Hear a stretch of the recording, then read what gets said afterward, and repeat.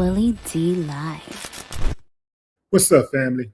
If it's your first time checking out the show, let me know what city, what state you're coming in from. If you're outside of the U.S., let me know what country you're representing. Throw up your flag. Family, I need you to smash up the like, smash up the like, smash up the likes. Also, if you have not done so already on YouTube, after you subscribe, there's a little bell next to your subscribe button. Go ahead and click that thing right now so you can get your notifications each time I drop a new video like this. That way you'll be in the loop. I let a few hundred of y'all come in, then I'm going in. But in the meantime and in between time, I'm going to give some shouts out to the early birds, starting with dun, dun, dun.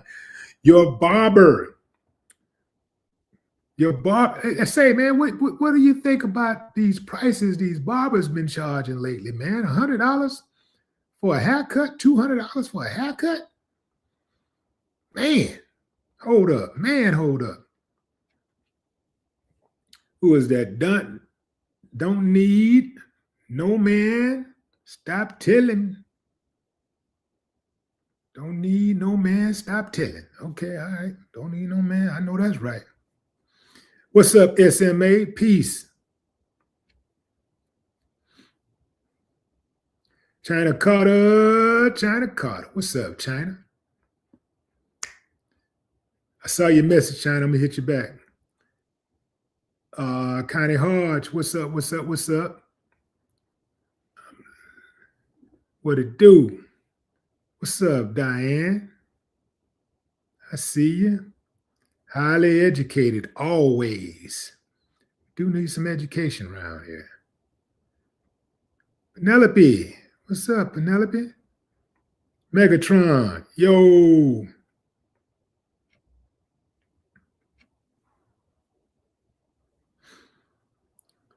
Who is that, Jay Dira, or is it Jay Edery?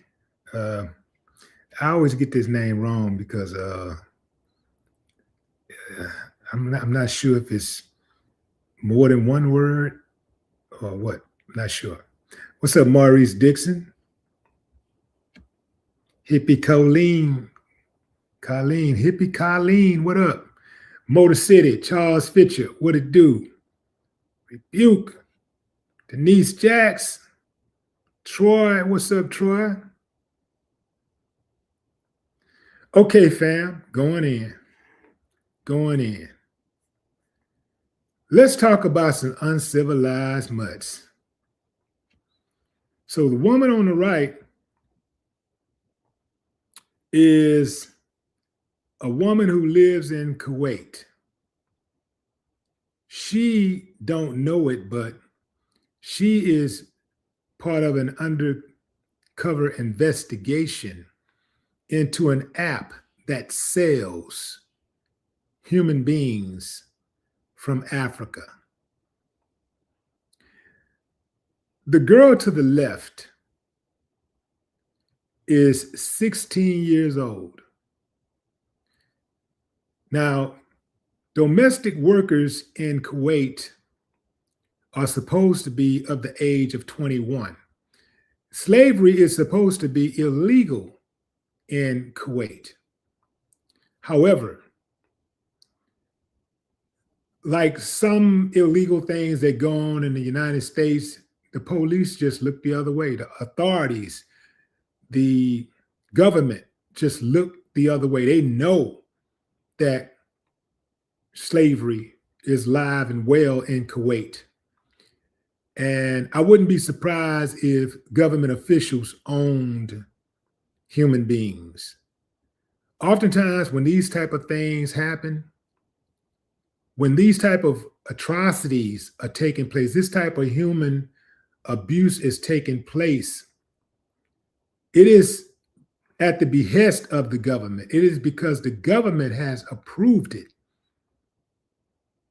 Anything that you see going on in your country, whatever country you're from, if it's something good, the government has approved it. If it's something bad, the government has approved it. If it's something that affects the lives of human beings, the government knows about it. The government could do something about it, but it chooses not to. And that is because in some way, shape, or form, the government benefits from that suffering. It's no different in Kuwait. This is a 16-year-old girl, fam. This is a 16-year-old girl, a child,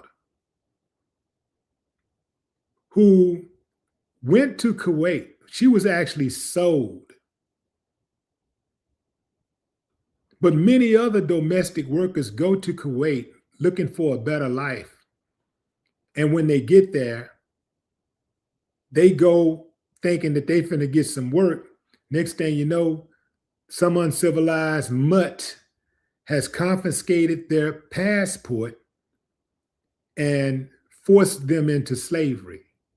And everything that comes with slavery, everything you can think of that they did to Black people in America, those same things happen to Black people in Kuwait and in other Arab nations. Let's not forget. Here's a story out of BBC. This is on the BBC website. Slaves markets found on Instagram and other apps. Most of us use Instagram daily. And, you know, although this is an older story, this was one of the most comprehensive stories about slave trade going on in Kuwait. Now, this story is actually from about 6 years ago, 7 years ago. So while there has been some improvements, I got to say that, while it has been some improvements, the slave trade is very much active in Kuwait. So it says, drive around the streets of Kuwait and you won't see these women. They are behind closed doors. These women right here, these are the women. They are behind closed doors, deprived of their basic rights, unable to leave, and at risk of being sold to the highest bidder. Unable to leave and at risk of being sold to the highest bidder. But pick up a smartphone and you can scroll through thousands of their pictures categorized by race and available to buy for a few $1,000s. An undercover investigation by BBC News Arabic has found that domestic workers are being illegally bought and sold online in a booming black market. Some of the trade has been carried out on Facebook-owned Instagram, where posts have been promoted via algorithm, boosted hashtags, and sales negotiated via private messages. Other listings have been promoted in apps approved and provided by Google Play and Apple's App Store, as well as the e-commerce platform's own websites. What they are doing is promoting an online slave market, said Urmila Bula, the UN Special Rapporteur on contemporary forms of slavery. If Google, Apple, Facebook, or any other companies are hosting apps like these, they have to be held accountable. After being alerted to the issue, Facebook said it had banned one of the hashtags involved. Google and Apple said they were working with app developers to prevent illegal activity. The illegal sales are clear, breach of the US tech firms' rules of app developers and users. However, the BBC has found there are many related listings still active on Instagram and other apps available via Apple and Google. 9 out of 10 Kuwait homes have a domestic worker. 9 out of 10 Kuwait homes have a domestic worker. They come from some of the poorest parts of the world in the Gulf, aiming to make enough money to support their family at home. So think about that, family. If 9 out of 10 Kuwait homes have domestic workers, that means that it would take hell to freeze over for these people who I cautiously call human beings, to change their views on enslaving human beings, making them do jobs that they wouldn't do, forcing them into servitude, raping them, and sometimes killing them. That's what goes on. That's what goes on. It ain't just, oh, you just domestic work, you just washing clothes and dishes and cleaning floors and like you're just washing windows, mowing the lawn. No, they're taking advantage of these women in every way imaginable.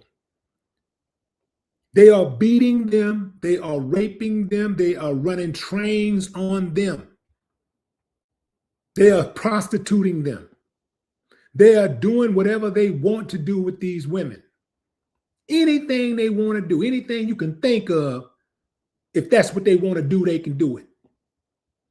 And some of them, they got them fetishes over there where they like to take a dump in folks' mouths and pee all on them and all kinds. They can do whatever they want to do, and nobody's going to do anything about it. What you going to do? What you going to do? Tell your neighbor? The neighbor got a domestic worker too, who's probably there illegally, who's probably being held against their will. So this is more of the story where the undercover team went in. Posing as a couple newly arrived in Kuwait, the BBC Arabic undercover team spoke to 57 app users and visited more than a dozen people who were trying to sell them their domestic worker via popular commodity app called For Sale. The sellers almost all advocated confiscating the women's passports, confining them to the house, denying them any time off, and giving them little or no access to a phone. The For Sale app allowed you to filter by race with different price brackets clearly on offer according to category. African worker, clean and smiley, said one listing. Another, Nepalese who dares to ask for a day off. When speaking to the sellers, the undercover team frequently heard racist language. Indians are the dirtiest, said one, describing a woman being advertised. The team were urged by app users who acted as if they were the owners of these women to deny them other basic human rights, such as giving them a day off or a minute off or a second off. One man, a policeman, get this. One man, a policeman, looking to offload his workers said, "Trust me, she's very nice. She laughs and has a smiley face.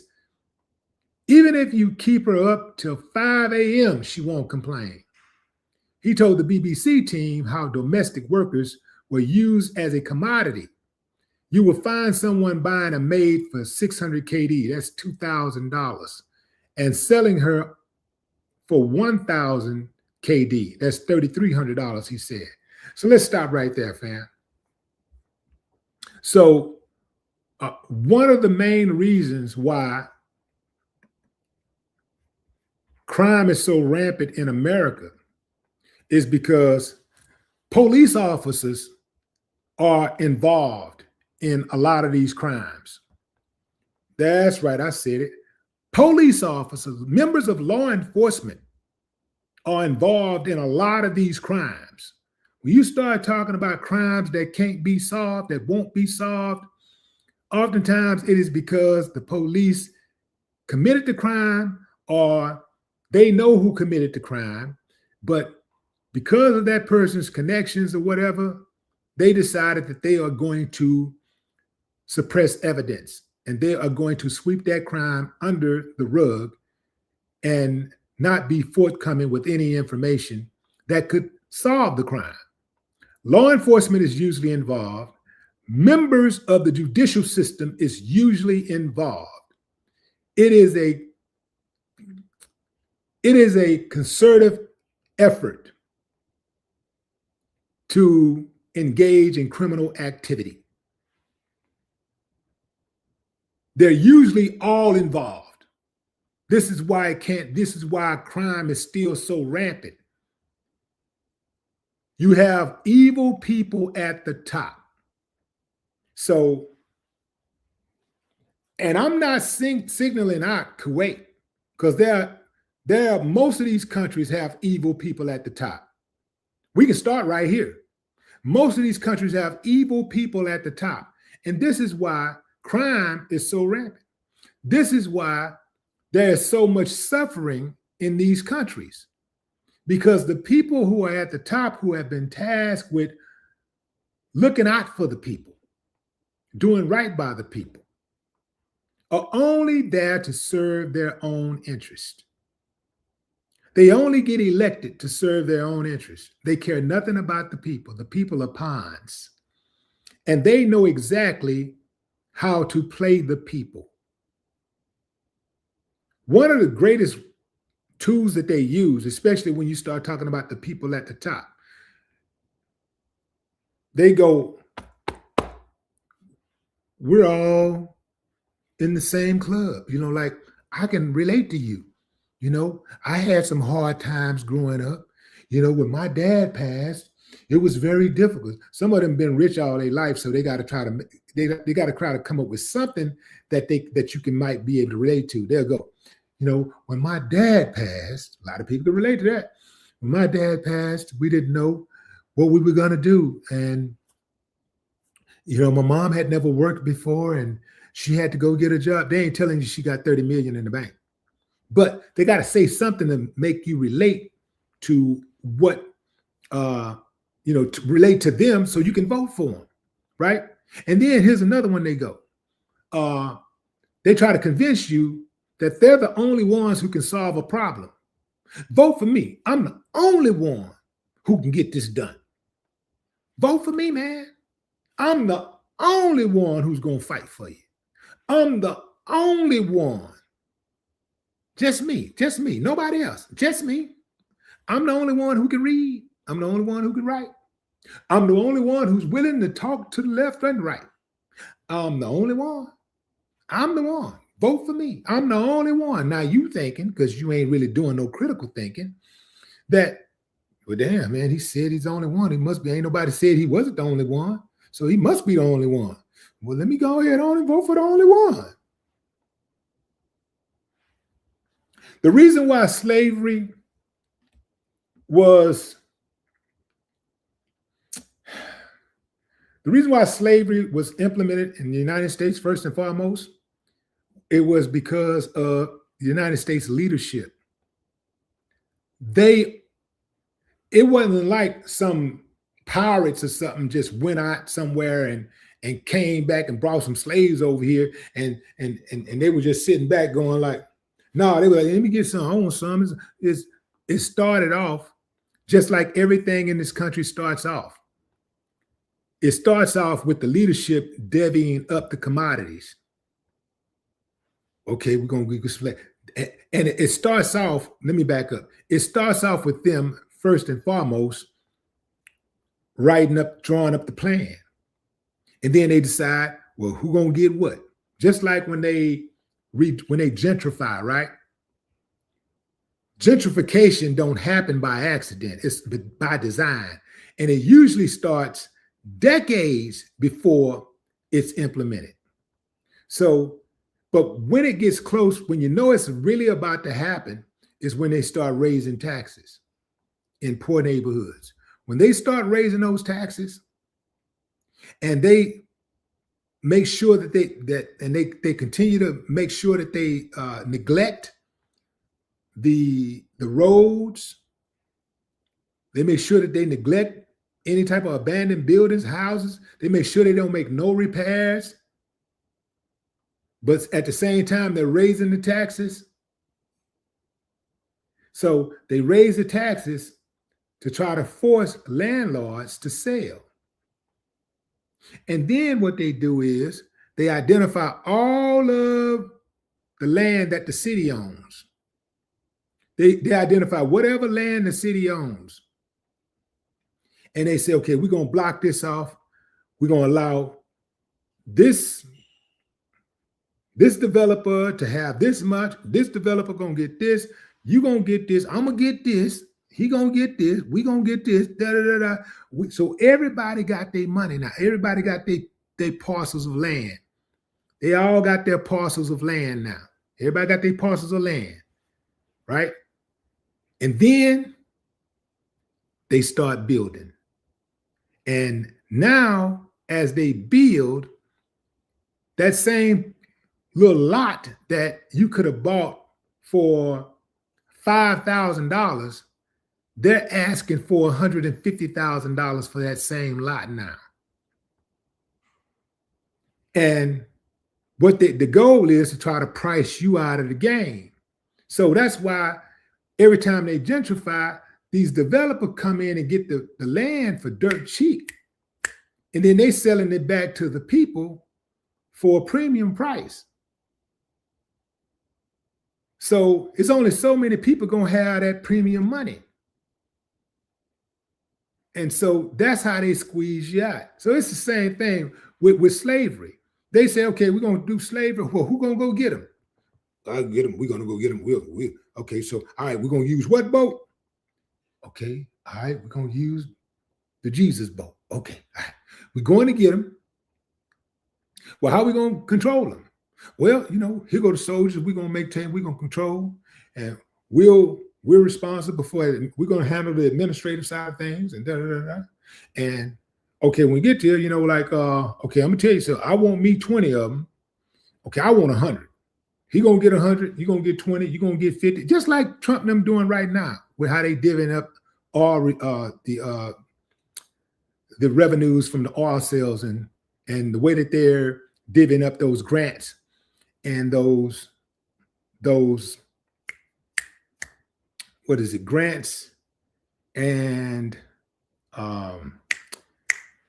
what is it?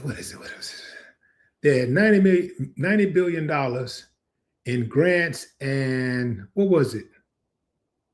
Grants. I'm gonna have to come back to it.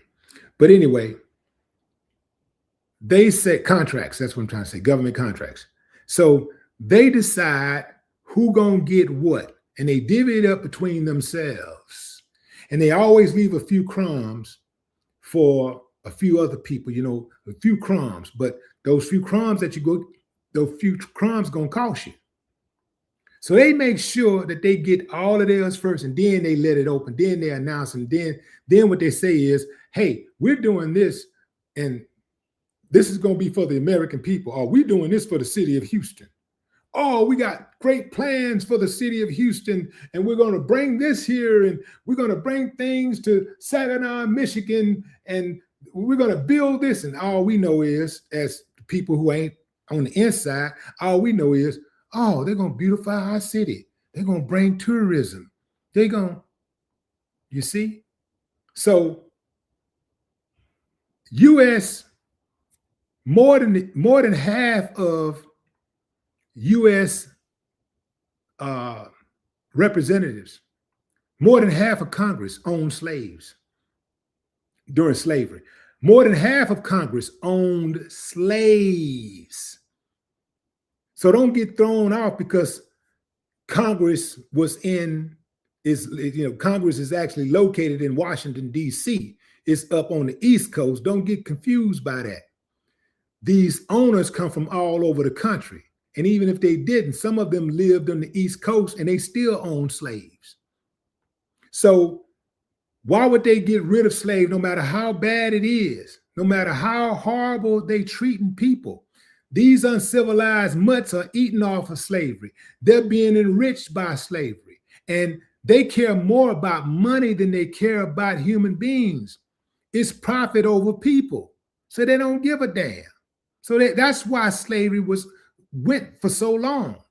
While the people in the South were the primary beneficiaries from slavery, the people up north and on West Coast and East Coast, they also benefited because they had markets that they traded with in the South. They produced products and they provided services. So they all of them ate off slavery. It didn't matter if they was on the north, if there was a north, east, or west. They all, if they were in the United States, all of them benefited from slavery. Every state in the Union benefited from slavery. Every single one of them benefited. Some benefited more, but every single one of them benefited from slavery. Congress benefited from slavery. Just like Congress benefit right now from people from low-income areas going to jail and ending up in prison working for 2 cents an hour. They're benefiting. They own, a lot of them have got their hand in the cookie jar with ownership of these prisons. A lot of them own companies that do business with the prisons. So they're benefiting off slave labor. This is why they have no real incentive to try to curb the prison population. They have no real incentive because they're benefiting from it. The people in Kuwait ain't no different. Kuwait government is allowing this to happen because they benefit from it.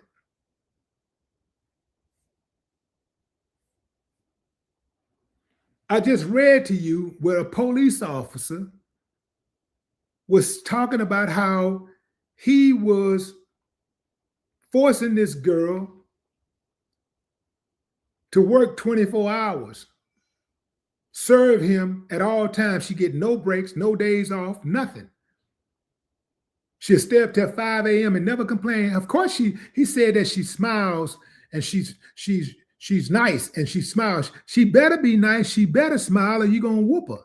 You're going to beat her. You might kill her. She's smiling. She's nice, but she's dying on the inside, you fucking uncivilized mutt.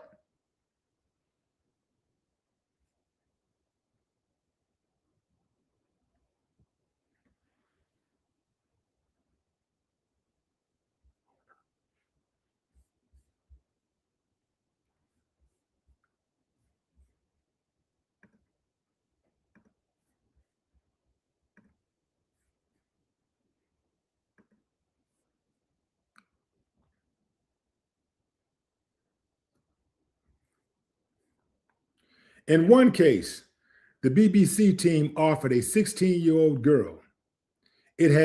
Was offered a 16-year-old girl. It has called her Fatu to protect her real name. Fatu had been trafficked from Guinea in West Africa and had been employed as a domestic worker in Kuwait for 6 months when the BBC discovered her. Kuwait's law says that domestic workers must be over 21. Her seller's sales pitch included the fact that she had given Fatu no time off. Her passport and phone had been taken away, and she had not allowed her to leave the house alone, all of which are illegal in Kuwait. And you better believe that when those domestic workers do leave, even if they do leave alone, they're going to be under suspicion by Kuwait police. They can't even go to the police. If they go to the police ain't going to do nothing but take them back. The police will take them right back where they got them from. They'll take them straight back to that house because they're all in on it. So imagine going to a foreign country where you have no connections, no family, no friends.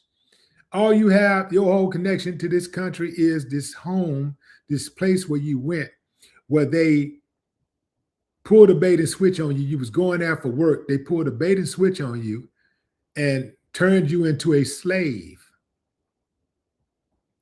Now, and by the way, you're in a country where people speak a different language. They don't look like you. So you stand out like a sore thumb if they catch you outside of the house. Who can you talk to? Who's going to help you? Who can you go? Who will rescue you? Remember, the government is in on it. The police, law enforcement is in on it. The courts is in on it. The courts is not, even if you ended up in court and you tried to fight it and fight, you will not have a jury of your peers. You will have a jury of their peers. And their peers have domestic workers also who they have made slaves. The judge more than likely has a domestic worker or two that he has made a slave. The prosecutor most likely have a domestic worker that she has made a slave.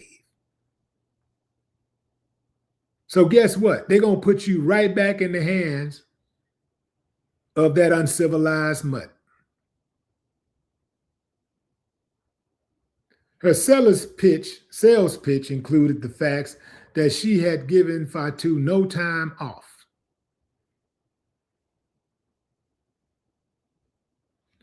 This is the quintessential example of modern slavery. Here we see a child being sold and traded like chattel, like a piece of property. In most places in the Gulf, domestic workers are brought into the country by agencies and then officially registered with the government. So they got a paper trail on this. It says in most countries. So there's most likely a paper trail. Now, if the government of Kuwait was concerned about these women being treated fairly, knowing that slavery is a real thing there, they could do a welfare check. They could say, you know what? We are going to conduct a welfare check once a month to make sure that these domestic workers are not being trafficked. We are going to do a welfare check once a month. They got time to do welfare. They got time to stop by your house when you're on paper. They got time to check up on you when they're trying to make sure that you are abiding by the courts. They can put a social work on you. They could do it if they wanted to, but they don't, because they benefit too much. If I were you, fam, especially a woman, I would be extremely careful about traveling to the Middle East, especially alone. I would be extremely careful about that, because they got a lot of uncivilized mutts out there running amok. And it's a different type of uncivilized mutt. You got uncivilized mutts here that do all kinds of atrocious things. But the uncivilized mutts over there, they might show you something you ain't never seen before. That's my time, fam. Enjoy the rest of your morning, afternoon, or evening, wherever you are in the world. It's a cold game. No more talk.